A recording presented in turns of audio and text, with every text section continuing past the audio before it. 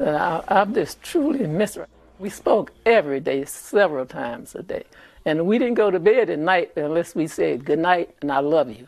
Prince George's County Police say the North Carolina native was found unresponsive on Tuesday after officers were conducting a welfare check at her Bladensburg apartment.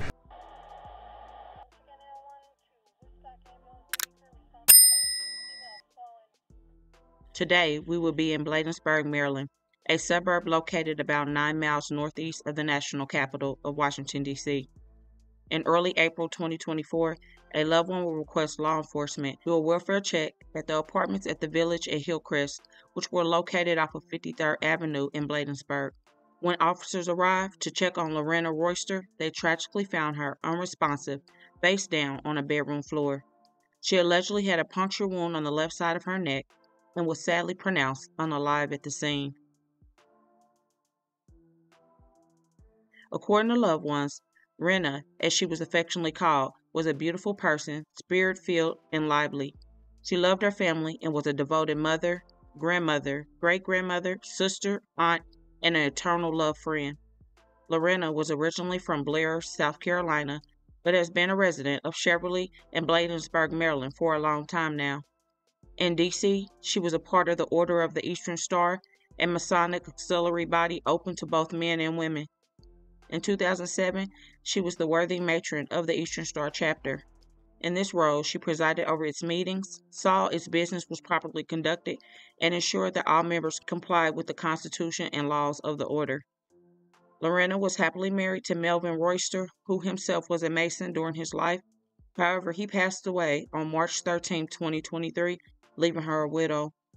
The pair never had children together, but both were parents to adult kids. Lorena had a son and a daughter, and allegedly her son, 51-year-old Reginald English, aka Reggie, was also living in the same apartment with her at the time of her unaliving. She was so adored and loved by so many, it did not make sense why someone would come into her home and cause Lorena harm. Well, it looks like there was a series of strange events that would end up leading the police right to their alleged prime suspect. According to court documents, officers showed up to the apartment in the 4100 block of 53rd Place in Bladensburg around 11:10 p.m. on Wednesday, April the 3rd, to do a welfare check. When they arrived, they found 72-year-old Lorena Royster unresponsive, face down on the bedroom floor. She had puncture wounds on her left side of her neck and was pronounced unalive at the scene.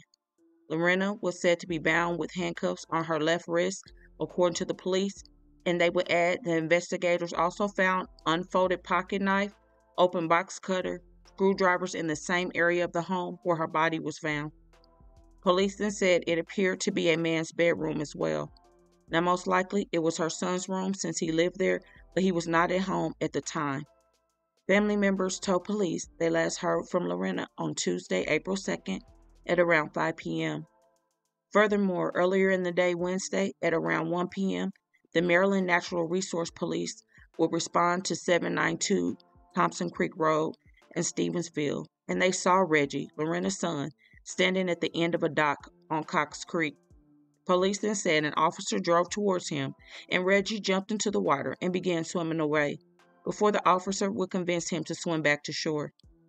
Officer said when he came out of the water, police would find $50 in cash, a silver necklace, a wallet, and it appeared that he was wearing a woman's engagement ring on his finger. Reggie allegedly gave the officer a false identity, according to the charging documents, and told police that the gray Toyota Camry in the parking lot was a friend's car. Officers decided to run the registration and discovered the vehicle belonged to his mother, Lorena. Now, at this time, law enforcement did not know that Lorena may be in trouble because this was the day before she was found. Reggie was then taken into custody that Tuesday on an emergency petition service and taken into the hospital for treatment. On Thursday, the day after the body of his mother was found, police in Anne Arundel County transported Reggie from that treatment center to Prince George County. Apparently, the detectives had reasons to believe he was the alleged person who took his own mother's life. Lorena Royster's loved ones and best friends say they're grappling with the loss of a woman who meant so much to so many. She made sure that people felt that love from how she made you feel and what she did for you. Her family says the 72-year-old enjoyed her family, church, and is being remembered as someone who was always just one phone call away. According to her best friend of 24 years, Bernadette Harris, Harris says she last saw her best friend on Easter Sunday.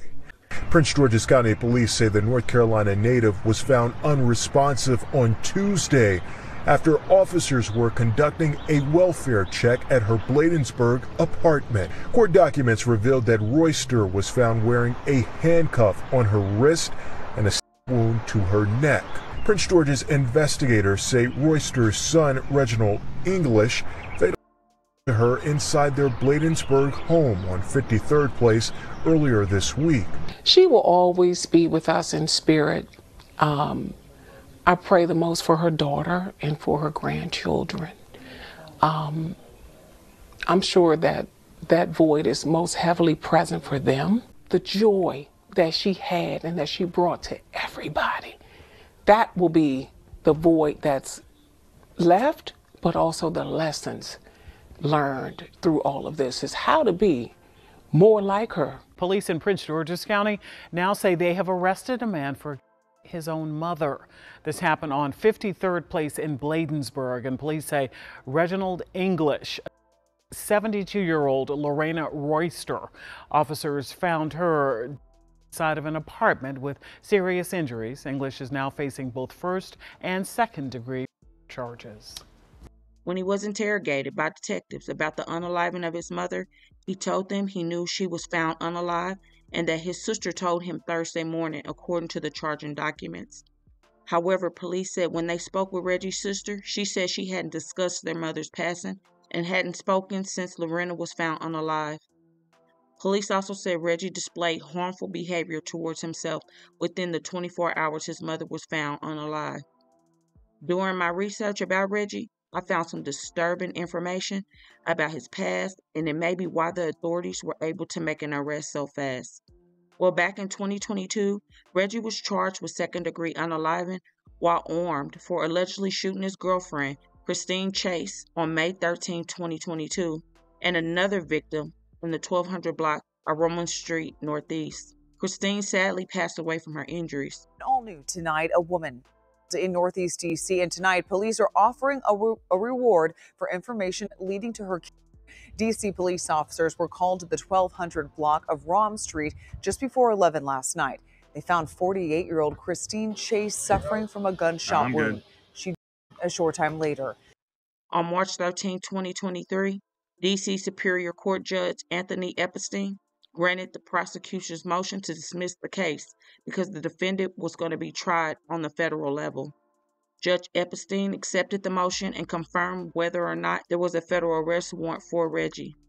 Now, according to court documents, Reggie did have a relationship with Christine, and the two were together the night she lost her life.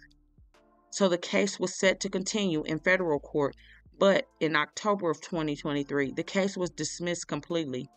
According to court documents, that was because the surviving victim and witness in the case passed away. So a man allegedly unalives his girlfriend and had a slew of other criminal charges, shot other people, and the victim and witness come up unalive. If that does not say guilty, I don't know what does. However, the feds decided to drop all the charges and he was free to allegedly take his own mother's life. The system is just so messed up in so many ways. And if the case was not dropped just some months back, Miss Lorena would still be alive most likely, living the life she loved. Let me know your thoughts. Do you think the system failed, or do you think he may have more victims? Let me know. My heartfelt condolences goes out to the family, to both women, his girlfriend, and his own mother. And my thoughts and prayers are with you. So please don't forget to comment your thoughts and prayers as well for these families in this difficult time. And hit that like button and share to make your people aware.